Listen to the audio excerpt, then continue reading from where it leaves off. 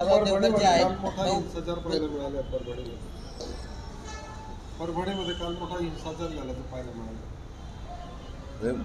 संविधानाचा सन्मान हा सर्वांनीच ठेवला पाहिजे आणि संविधानाचा अपमान जर कोणी करत असेल स्वाभाविकता भावना दुखवणं हे स्वाभाविक आहे, परंतु यामधून अशा स्वरूपाचा हिंसाचार वाढणं की हिंसाचार वाढणं बसेस जाळणं वगैरे हे काही फारसे संयुक्त नाही, योग्य नाही। पण असं असताना पण कायदा सुव्यवस्था कुठेतरी धोक्यात आलेली असताना अद्याप गृहमंत्री मिळालेले नाही महाराष्ट्राला। राज्यभरामध्ये कायदा सुव्यवस्था आहे कुठे? इथं आमदाराच्या मामाला पळवलं जातं, तिथं खून केला जातो। अगदी या ठिकाणी कालची घटना पुण्यातली आणखी पाहिली तर त्या ठिकाणी जबरदस्तीनं पळवून त्या ठिकाणी मर्डर केलं जातं। राज्यभरामध्ये अलीकडे जर पाहिलं तर दररोज या ठिकाणी दिवसाढवळ्या खून, चोऱ्या, दरोड्या हे व्हायला लागले आहे। राज्यामध्ये गृहमंत्री कोण आहे की नाही, मुख्यमंत्री आहे की नाही हेच आता लक्षात येईन असं झालेलं आहे।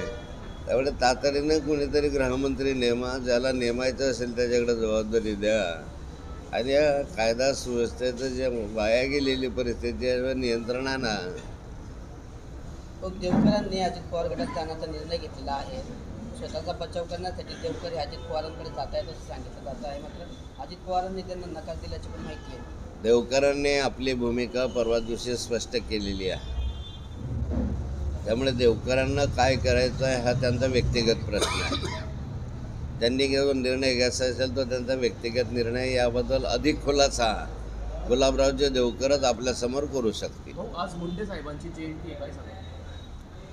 स्वर्गीय गोपीनाथजी मुंडेंची आज जयंती आहे।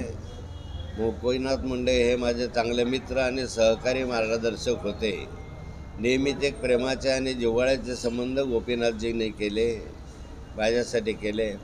किंबहुना माझ्या राजकीय जीवनामध्ये जे काही मला मिळालं त्याच्यामध्ये गोपीनाथजी मुंडेंचा फार मोठा वाटा राहिलेला आहे। गोपीनाथजींचे ऋण मी कधी विसरू शकणार नाही आणि गोपीनाथजींच्या अनेक आठवणी माझ्या मनामध्ये आहेत आणि नेहमीच गोपीनाथ मुंडेंची जयंती असो का पुण्यतिथी असतो या आठवणींना अधिक उजाळा देण्याचं काम या निमित्ताने मी करत असतो।